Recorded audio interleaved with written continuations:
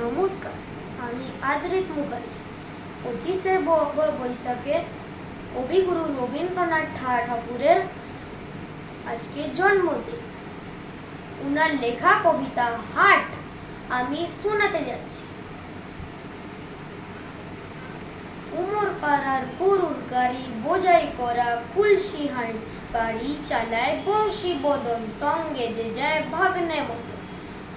হাট বসেছে শুক্রবারে, বক্সিগঞ্জে পদ্মা পারে, জিনিসপত্র জুটিয়ে এনে গ্রামের মানুষ বেচে এখানে।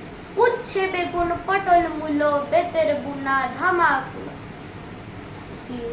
শীতের সরষে ছোলা ময়দা আটা, শীতের রেপার নকশা কাটা, রাজরি করা বড়ি হাতা, শহর থেকে সস্তা ছাতা, কলসি ভরা একো গুড়ে, মাছি যত বেড়ায় উড়ে, খড়ের আটি নৌকা বে আনলো ঘাটে চাষির মেয়ে।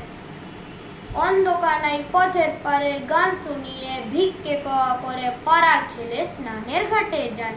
গান শুনিয়ে পাড়ার ছেলে স্নানের ঘাটে জল ছিটিয়ে সাঁতার কাটে। Thank you.